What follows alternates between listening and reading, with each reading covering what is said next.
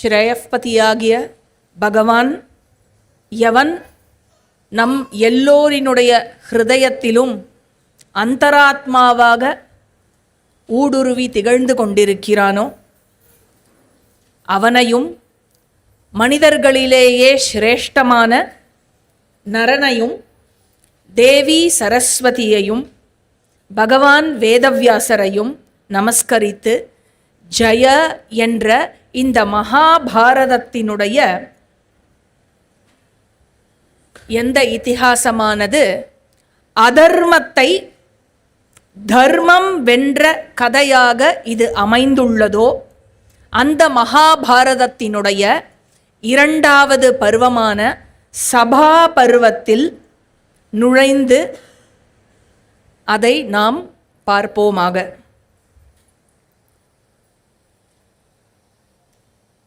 இந்த நாராயணம் நமஸ்கிருத்ய நரம் சைவ நரோத்தமம் தேவீம் சரஸ்வதீம் வியாசம் ததோ ஜெயமுதீரயேத்.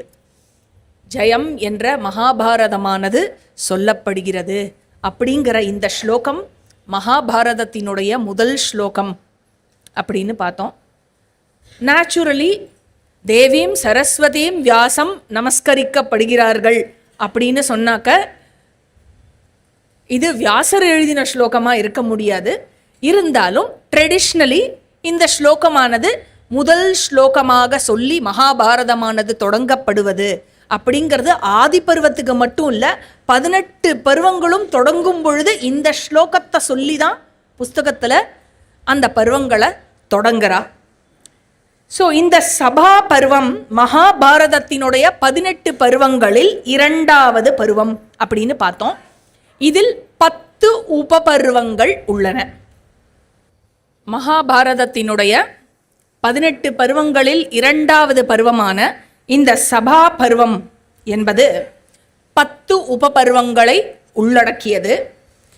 81 அத்தியாயம் இருக்கு. இதில் திரும்ப அத்தியாயம் 1லேருந்து ஆரம்பிக்கும். அத்தியாயம் 1 to 81 ஒவ்வொரு பருவத்துக்கும் ஃப்ரெஷ்ஷாக சாப்டர் நம்பர் ஆரம்பிக்கும். ஸோ 1 to 81 இருக்குது. இதில் மொத்தம் எத்தனை ஸ்லோகங்கள் இருக்குதுன்னு கேட்டால் 2700க்கு மேற்பட்ட ஸ்லோகங்கள் இருக்குது. ஆனால் இதில் உத்தராத்திய ஸ்லோகங்களை அனுஷ்டு பிரீதியாக ரீஸ்டேட் பண்ணி இதில் இன்க்ளூடு பண்ணப்பட்டிருக்கிற தக்ஷணாத்திய ஸ்லோகங்களையும் தாட்சிணாத்திய ஸ்லோகங்களையும் சேர்த்து கொண்டால் 4000க்கும் மேற்பட்ட நம்ம பார்க்க போகிறோம் இந்த சபா பருவத்தில். சபா பருவத்தினுடைய முதல் உபபருவம் சபா கிரியா பருவம். 10 உபபருவங்கள்ல முதல் உபபருவம் சபா கிரியா பருவம். சபா கிரியானா சபை செய்யப்பட்டது இல்லையா, சபையை செய்யற நிர்மாணிக்கிற பருவம் சபா கிரியா பருவம். இதுல முதல் 4 அத்தியாயங்கள் இருக்கு. மொத்தம் 134 ஸ்லோகம் இருக்கு. எப்படி முடிஞ்சது ஆதி பருவம்? மயனை பார்த்துட்டு அதுக்கப்புறமா இந்திரனும் கிளம்பி போனதுக்கு அப்புறமா மயனுடன் கிருஷ்ணரும் அர்ஜுனரும் சந்தோஷமா அங்கேயே அந்த காண்டவ வனத்தில் உலவி விட்டு அதுக்கப்புறமா ஒரு நீரோடையின் ஓரத்தில் உட்கார்ந்து அமர்ந்து கொண்டு மகிழ்ச்சியாக பேசிக்கொண்டிருக்கிறார்கள்னு முடிஞ்சது கடைசியா பார்த்த ஆதி பருவம். அதிலிருந்து தொடங்கிறது. வைஷம்பாயனர் சொல்றார், அர்ஜுனனை வழிபட்டான் மயன். வழிபட்டு அவனிடம் கரங்கள் கூப்பி இனிமையான வார்த்தைகளால் அர்ஜுனனிடம் கேட்டான். கிருஷ்ணர் என்ற பிரவாகத்திலிருந்தும் என்னை உட்கொள்வதற்காக முயன்ற அக்னி இடத்திலிருந்தும் ஹே அர்ஜுனா, உன்னால் நான் காக்கப்பட்டேன். நான் உனக்காக ஏதாவது செய்ய வேண்டும் என்று நினைக்கிறேன். என்ன வேண்டும் என்று நீங்கள் தான் சொல்ல வேண்டும் அப்படின்னு ஒன்னே அர்ஜுனன் உடனே சொல்றான், ஹே மயாசுரா, நாங்கள் உன்னிடம் எப்படி அன்பாகவும் நிறைவுடனும் நடந்து கொள்கிறோமோ இருக்கிறோமோ அதே போல் நீயும் எங்களுடன் அன்பாகவும் நிறைவுடனும் நடந்து கொள்ள வேண்டும். இதுதான் என்னுடைய வேண்டுகோள் அப்படின்னு அர்ஜுனன் சொன்ன உடனே அதுக்கு மயன் சொல்றான், அர்ஜுனா, உனது மகிழ்ச்சிக்காக நான் ஏதாவது செய்ய வேண்டுமே. ஆல்ரைட், அன்புடன் நிறைவுடன் நட்பு ஏற்பட்டு விட்டது என்றால் அப்படித்தானே நடந்து கொள்வோம். அது தனியாக கேட்க வேண்டிய ஒரு விஷயமே இல்லையே. உன்னுடைய மகிழ்ச்சிக்காக நான் ஏதாவது செய்ய வேண்டும் என்று நினைக்கிறேன். என்னை பற்றி நான் சொல்ல வேண்டும் என்றால் என்னுடைய ஸ்பெஷல், என்கிட்டன்னு ஒரு ஸ்பெஷாலிட்டி இருக்கும் இல்லையா, அது சம்பந்தமாக நீ கேட்டேன்னா எனக்கு அதில் ஒரு சந்தோஷம் ஏற்படும் அப்படிங்கிற ஒரு அர்த்தத்தை மனசில் வச்சுட்டு சொல்கிறான். நான் அசுரர்களில் விஸ்வகர்மா போன்றவன், ஒரு பெரும் கலைஞன். அதனால நான் பெரிய பெரிய மாளிகைகள், நகரங்கள், அப்புறம் குளங்கள், சோலைகள், இந்த மாதிரி நிறைய பல பல பல கட்டி கொடுத்திருக்கிறேன். என்னுடைய நிலைக்கு ஏற்றவாறு நான் ஏதாவது உனக்கு செய்ய விரும்புகிறேன். ஏதாவது அந்த கன்ஸ்ட்ரக்ஷன் ஃபீல்டில் ஏதாவது கேளுங்கிறான். எனக்கு அதில் எக்ஸ்பர்டீஸ் இருக்குது, அந்த மாதிரி ஏதாவது கேளை, நான் உனக்காக பண்ணித்தரேன், அற்புதமாக ஏதாவது ஒன்று பண்ணித்தரேன் அப்படின்னு சொல்கிறான். உடனே அர்ஜுனன் என்ன சொல்கிறான் தெரியுமா? ஹை அப்படியான்னு சொல்லலை. ஹே மயா, உடனடி மரணத்திலிருந்து என்னால் காக்கப்பட்டதாக நீ கருதுகிறாய் இல்லையா? அதுக்காக தானே கேட்குற, ஏதாவது நான் உனக்கு பண்ணணும், திரும்பி ஏதாவது உனக்கு பண்ணணும்னு அந்த அர்த்தத்தில் தானே கேட்குற. அதனால் சொல்கிறேன் மயா, நான் எனக்காக உன்னிடம் எதுவும் கேட்க முடியாது. ஏன் அப்படின்னாக்க ரூல் ஒன்று இருக்குது தர்மசாஸ்திரத்தில். என்னன்னா, பிராண ரக்ஷணம் அப்படின்னு இருக்கு இல்லையா? பிராண ரக்ஷணம் அப்படிங்கிறது மகா தர்மம் என்று சொல்லப்படுகிறது. It is a very very sacred duty. ரொம்ப ரொம்ப புனிதமான தர்மம், அடுத்தவாளோட உயிரை காப்பாத்துறது அப்படிங்கிறது. அதனால சேக்ரெட் டியூட்டி அப்படின்னு சொல்லிட்டா அதை ஒரு என்ன சொல்றது அது அப்படிங்கிறது. அதனால சேக்ரெட் டியூட்டி அப்படின்னு சொல்லிட்டா அதை ஒரு என்ன சொல்றது, it is rather an expression of dharma. என்னுடைய தர்மத்தை நான் வெளிப்படுத்தியுள்ளேன், நான் செய்ய வேண்டியது அது வெளிப்பட்டு இருக்கிறது, அவ்வளவுதான். அதனால அடுத்தவாளோட உயிரை காப்பது என்பது நம்முடைய தர்மசாஸ்திரத்தின் படி it is not a service for hire, பிராணரக்ஷணம் என்பது. அதனால அடுத்தவாளுடைய உயிரை பைசாவுக்காக காப்பாற்றுவது என்பது தர்மத்தை ஒரு பண்டத்தினுடைய அளவுக்கு குறைப்பதாகும். Saving somebody's life for money or for consideration will reduce dharma to as much as a commodity for sale. இது செய்யப்படக்கூடாது. இது உயிரை காப்பாற்றுபவரினுடைய ஸ்டாண்ட் பாயிண்டிலிருந்து காக்கப்பட வேண்டிய தர்மம் என்றால், உயிர் காப்பாற்றப்பட்டவனுடைய நிலையிலிருந்து என்ன தர்மமானது காக்கப்பட வேண்டும் அப்படின்னு கேட்டா, யாரு ஒருத்தருடைய உயிர் காப்பாற்றப்பட்டதோ, என்னுடைய உயிர் காப்பாற்றப்பட்டது மற்றொருவரினால் அப்படின்னு சொன்னாக்க என்னுடைய தர்மம் என்னவாக இருக்க வேண்டும் அப்படின்னாக்கா, என்னுடைய தர்மம் எனக்கு ரிணம் ஏற்பட்டு விட்டது, கடன் பட்டிருக்கேன். நான் யாரு என் உயிரை காப்பாத்திருக்காளோ அவளுக்கு நான் கடன் பட்டிருக்கேன். திஸ் கடன் இது தார்மீக ரீதியாக ஏற்பட்ட கடனையே தவிர செல்வத்தின் ரீதியாக ஏற்பட்ட கடன் கிடையாது. It is a moral indebtedness, it is not a financial indebtedness. அடுத்தவாகிட்டேருந்து நான் பைசா வாங்கிட்டேன், இன்னி தேதிக்கு வட்டியும் முதலுமா அதை திரும்பி கொடுக்கணும் அப்படிங்கிறது ஃபினான்ஷியல் இன்டெட்டட்னஸ். அந்த மாதிரியான விஷயம் கிடையாது. சொல்லுங்க, இப்போ உங்க ரேட் என்ன சொல்லுங்க, எவ்வளோ கொடுத்தா இது கடன் தீரும்? அப்படி கிடையாது. இது இட் இஸ் அ மாரல் இன்டெட்டட்னஸ். அதை நான் எப்படி வெளிப்படுத்துறதுன்னா, என்னுடைய கிராட்டிடியூடை தெரிவிக்கிறதுக்கு நான் என்ன வேணா கொடுக்கலாம். அதனால ஆனா கொடுக்கணும், வாலண்டரியா கொடுக்கணும் அந்த பர்சனுக்கு. அவ வாங்கிக்கலாம், வாங்கிக்காம கூட இருக்கலாம். அவ வாங்கிண்டாலும் அது தப்பு இல்லை, மறுத்தாலும் தப்பு இல்லை.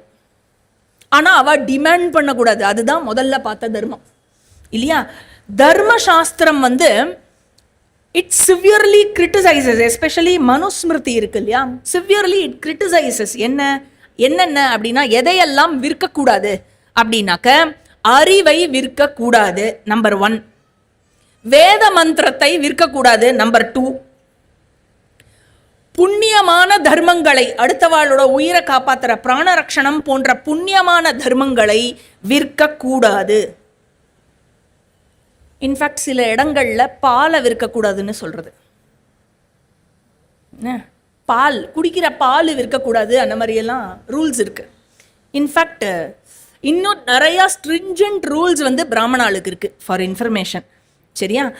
அதனால என்ன சொல்லப்படுறது மனுஸ்மிருதியில அப்படின்னாக்க, நார்த்தார்த்தம் தர்மம் ஆச்சரேத், ந அர்த்தார்த்தம் தர்மம் ஆச்சரேத். Don't follow dharma for money. இதுதான் சொல்லப்படுறது. காசுக்காக எந்த தர்மத்தையும் ஃபாலோ பண்ணாதே. இன்னைக்கு எப்படி இருக்கு? தர்மத்தை ஃபாலோ பண்ணுன்னு யாராவது அப்பா அம்மா ஆற்றுல குழந்தைகளுக்கு சொல்லி தரது வளர்க்குறது உண்டா? அல்லது எதை படித்தால் நன்னா சம்பாதிக்கலாம்டா, இதை மட்டும் படிச்சுடு எப்படியானு கஷ்டப்பட்டு நன்னா சம்பாதிக்கலாம், எது சொல்லி கொடுக்கப்படுகிறது? எது இன்னும் வழி? நான் தப்பு சொல்லலை, நன்னா சம்பாதிக்கணும், நன்னா இருக்க அர்த்த புருஷார்த்தம் அப்படிங்கிறது நமக்கு எல்லாமே வேதத்தினால் கொடுக்கப்பட்டது தான், இல்லைங்களே. ஆனால் தர்மம் வலியுறுத்தப்பட்டிருக்கிறதா என்று தான் நான் கேட்கிறேன், நான் வேறு எதுவுமே கேட்கவில்லை. சரியா? உடனே அந்த பேக்ரவுண்டில் தான் அர்ஜுனன் சொல்கிறான், மயா, நான் உன்னை எதையும் செய்ய வைக்க முடியாது, இதை செய்து கொடு எனக்குன்னு. நான் இப்போ நீ என்ன அந்த அர்த்தத்தில் தானே கேட்ட, என் உயிரை காப்பாற்றினதுக்காக நான் என்ன செய்யட்டோன்னு கேட்டேன் இல்லையா? அதனால நான் எதுவும் உங்ககிட்ட இப்போ கேட்க முடியாது அப்படின்னு சொல்கிறான் அர்ஜுனன். அதே வேளையில் உன்னுடைய நோக்கம், உனக்கு அந்த கிராட்டிடியூட் இருக்கு, உன் சைட்லேருந்து இருக்கிற தர்மத்தை நான் அறிவேன், உன் நோக்கத்தையும் நான் அறிவேன், அதை நான் மதிக்கிறேன், அதை நிராகரிக்கவும் எனக்கு மனம் இல்லை. அதனால் நீ என்ன செய்ய வேண்டும் என்றால், கிருஷ்ணனுக்கு நீ ஏதாவது செய்ய, அவன்கிட்ட கேளு, அவன் என்ன சொல்றானோ அதை செய், அதுதான் நீ எனக்கு பண்ற கிராட்டிடியூட் அப்படின்னு சொன்ன உடனே, அதுவே நான் உனக்கு உன் உயிரை காப்பாற்றியதற்கு நீ செய்ய வேண்டிய போதுமான சேவையாகும், கிருஷ்ணனுக்கு நீ ஏதாவது செய். உடனே மயன் என்ன செய்யறான்? வாசுதேவனை பார்த்து கையை கூப்பி வேண்டி கேட்டுக்கொள்கிறான். மயனால் உந்தப்பட்ட வாசுதேவனும் சிறிது நேரம் யோசிக்கிறான். கேட்க வேண்டும் அப்படின்னு சொன்னாக்க கொஞ்ச நேரம் யோசிச்சு கரெக்டாக கேட்கணும் இல்லையா? யோசித்து விட்டு, அண்டத்தின் தலைவனாகிய அனைத்து பொருட்களின் காரணமாகிய படைப்பாளனாகிய பகவான் ஸ்ரீ கிருஷ்ணன் ஒரு முடிவுக்கு வந்தான். வந்துவிட்டு மயனிடம் சொன்னான், யுதிஷ்டிரருக்கு நீ நன்மை செய்ய விரும்பினாய் என்றால் ஒரு சிறப்பு வாய்ந்த சபா மண்டபத்தை அவருக்காக நீ கட்டி கொடு, அது உன்னால் கட்டப்படட்டும் அப்படின்னு கிருஷ்ணர் சொல்றார். அது எப்படி இருக்க வேண்டும் என்றால், மயா, நீ கட்டி முடிக்கும் பொழுது மனித உலகில் மற்ற அனைவரும் அதை பார்த்து வியந்து போக வேண்டும், அப்படி ஒரு சபா மண்டபத்தை நீ கட்ட வேண்டும். யூனிக்கா இருக்கணும். அது எந்த மாதிரி கட்டணும்னா, அதை யாரும் இமிடேட் பண்ணி அந்த மாதிரி ஒரு டூப்ளிகேட் பண்ணவே முடியாத மாதிரி நீ ஒரு சபா மண்டபத்தை கட்டணும். யூனிக்கா இருக்கணும், அது அன்இமிட்டபிளா இருக்கணும். அப்படி ஒரு சபா மண்டபத்தை நீ கட்ட வேண்டும். மேலும் அந்த மாளிகை எப்படி இருக்க வேண்டும் என்றால், தேவ அசுர மனித அனைத்து மாளிகைகளின் வடிவமைப்பையும் கொண்டிருக்க வேண்டும். அப்படி ஒரு மாளிகையை நீ கட்டி கொடுக்க வேண்டும் என்று கிருஷ்ணர் கேட்டுக்கொண்டார் மயனிடம். இதை கேட்ட மயன் மிகுந்த மகிழ்ச்சி அடைந்தான். அப்பா, நமக்கு நம்மளுடைய டெசிக்னேஷனுக்கு ஏற்ற மாதிரி ஒரு, அதாவது எனக்கு எது நன்னா வருமோ அதை என்கிட்ட கொடுத்தா என்னால் பெஸ்ட்டாக கான்ட்ரிபியூட் பண்ண முடியும். அதுவும் எனக்கு பிடிச்ச வேலையாக இருந்ததுன்னா ஹார்ட் அண்ட் சோல் அதில் கொடுத்து கான்ட்ரிபியூட், அப்படி தானே ஆசைப்பட்டான் அவன். அதனால் மிகுந்த மகிழ்ச்சி அடைந்தான். தேவர்களின் அரண்மனையை போல் இவர்களுக்கு ஒரு சபா மண்டபத்தையும் அதை சுற்றி ஒரு மாளிகையையும் கட்டித்தர வேண்டும் என்று இவன் உடனடியாக மனசில் ஒரு ஆர்கிடெக்சர் பிளான் போட்டு முடிச்சுட்டான். சரியா? ஆர்கிடெக்ட் டிசைன் மனசில் வந்துடுத்து மயனுக்கு. கிருஷ்ணரும் அர்ஜுனரும் இப்போ இவர்கள் முடிவு செய்தால் போராது, என்ன செய்ய வேண்டும்? ராஜாவிடம் ஓகே வாங்க வேண்டும். அதனால கிருஷ்ணனும் அர்ஜுனருமாக சேர்ந்து யுதிஷ்டிரருக்கு இந்த விஷயத்தை தெரிவித்து மயனை அறிமுகப்படுத்தி வைத்தார்கள். யுதிஷ்டிரரும் மயனை உரிய மரியாதையுடன் வரவழைத்து நன்றாக உபசரித்து அவனுக்கு தகுந்த மரியாதைகள் அனைத்தையும் செய்து வைத்தான் யுதிஷ்டிரன். மயனும் யுதிஷ்டிரரால் மரியாதை செய்யப்பட்டவுடன் அதை பெரிதுமாக மதித்து ஏற்றுக்கொண்டான். பாண்டவர்களுக்கு தானவராஜா விஷபருவனினுடைய கதைகளையும் மற்ற விஷயங்களையும் மயன் அவர்களிடம் தெரிவித்து பேசிக்கொண்டிருந்தான். அதுக்கப்புறம் பின்பு ஓய்வெல்லாம் எடுத்துக்கொண்டு சபாவை கட்டுவதற்கு திட்டம் இன்னும் அழகாக தீட்டி வைத்தான். ஒரு நல்ல நாளில் அஸ்திவாரத்திற்கான ஆரம்ப கட்டடத்திற்கான பூஜைகளை செய்து வைத்தான். அந்த சடங்குகளை எல்லாம் செய்து முடித்தான். ஆயிரக்கணக்கான பிராமணர்களுக்கு அவர்களை அழைத்து பால், அரிசி, தேன் ஆகியவற்றை தானமாக கொடுத்து ஆடம்பர பரிசுகளும் கொடுத்தான் மயன். யார் சார்பாக? யுதிஷ்டிரரோட சார்பா. எல்லாருமே ஒரே சந்தோஷம் மயனுடைய இந்த ஜெஸ்டரில். அதுக்கப்புறம் என்ன செய்தான்? இடத்த கண்டுபிடிக்கணும் இல்லையா? அந்த இடத்த கண்டுபிடிச்சு தானே அந்த அஸ்திவார பூஜை. எப்படிப்பட்ட இடம் அப்படின்னாக்கா, எல்லா பருவகாலங்களிலும்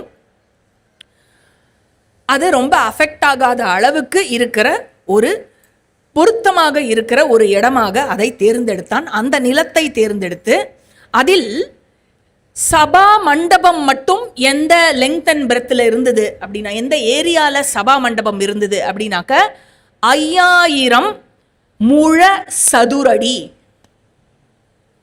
5000 ஸ்கொயர் கியூபிட்ஸ் அப்படின்னாக்க something like approximately 11,250 square feet அந்த சபா மண்டபம். பிறகு கிருஷ்ணர் காண்டவ பிரஸ்தத்திலிருந்து துவாரகைக்கு புறப்படுவதற்கு எண்ணினார்.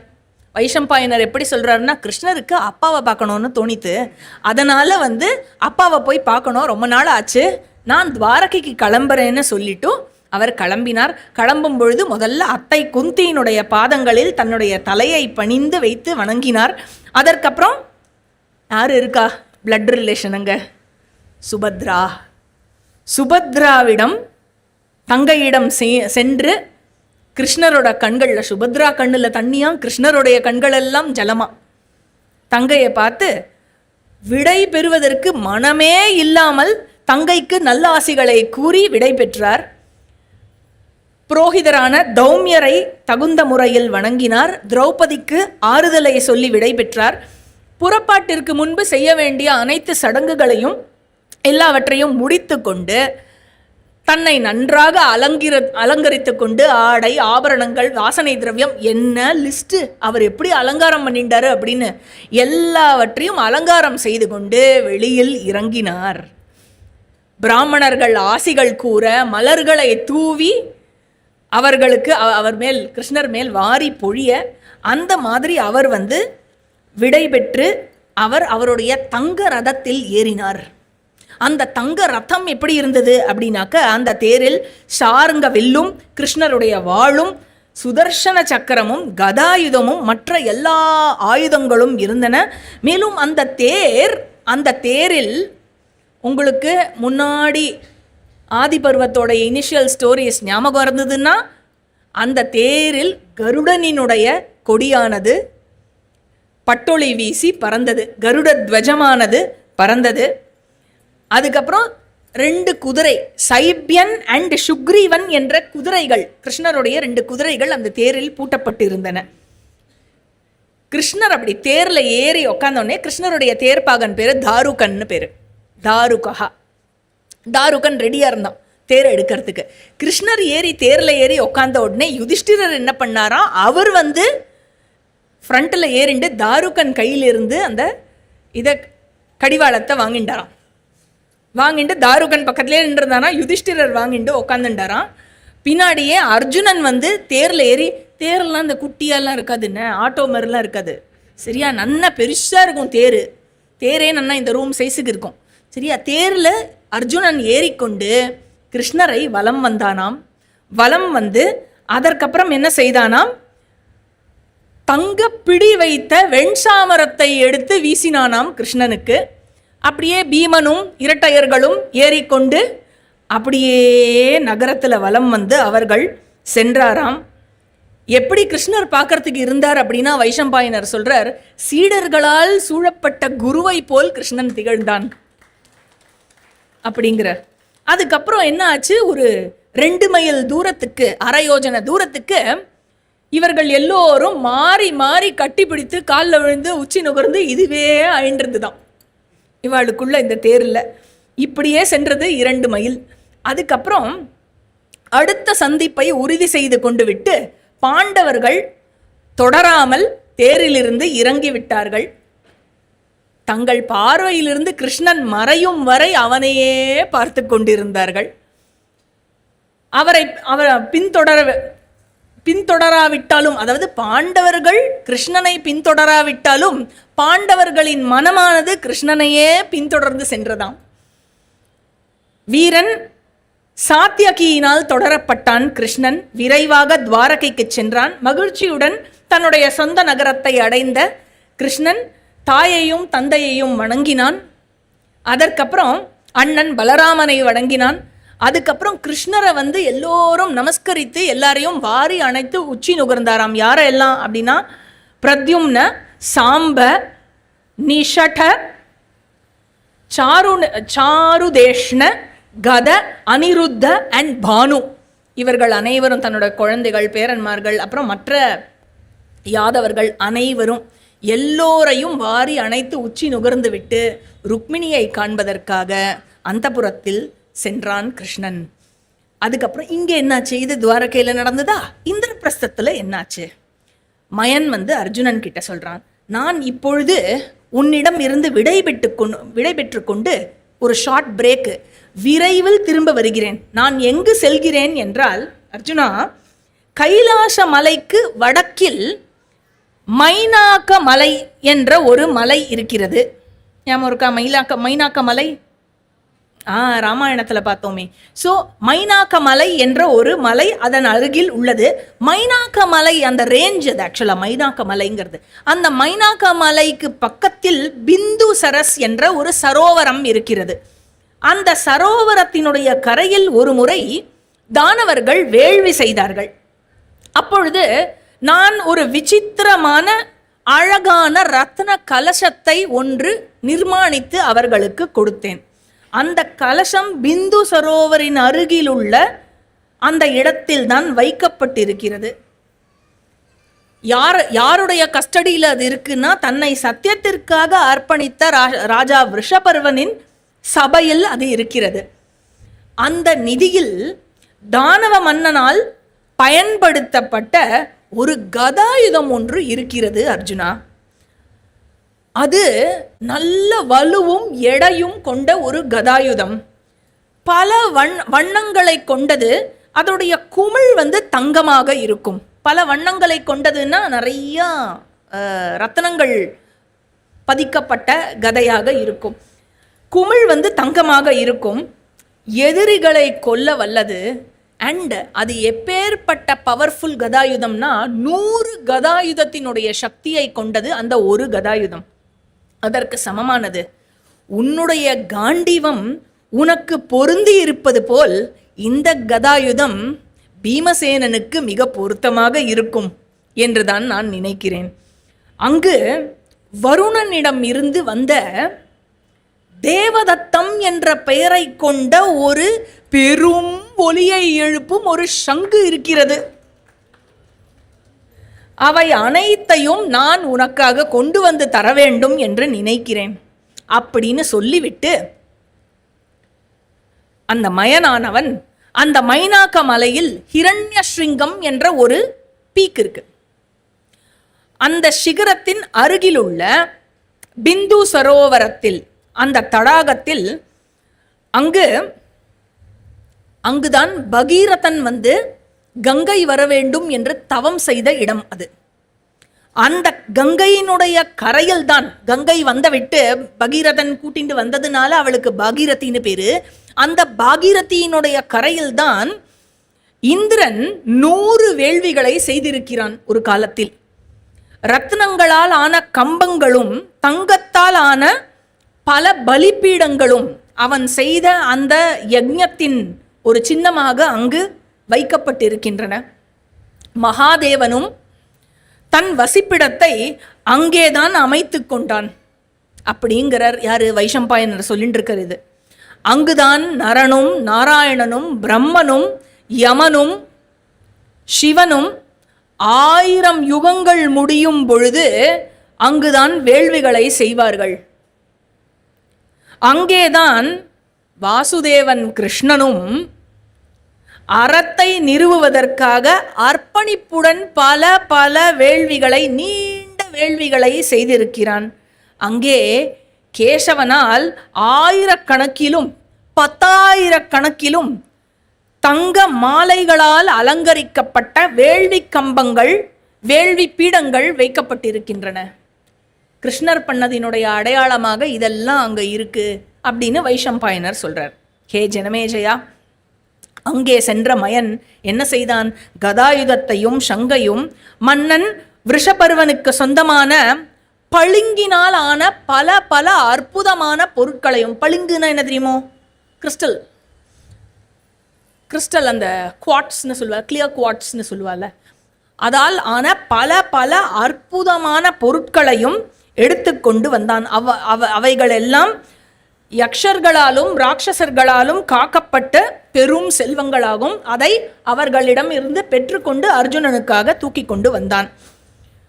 3 உலகங்களிலும் கொண்டாடப்பட்ட இணையற்ற ஒரு அற்புதமான ஒரு அரண்மனையை, சபா மண்டபத்துடன் கூடிய அரண்மனையை கட்டினான்.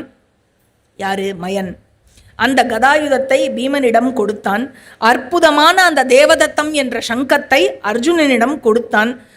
அந்த சங்கத்தினுடைய ஒலியை கேட்ட மாத்திரத்திலேயே அனைத்து உயிரினங்களும் நடுங்கி விடுவோம்.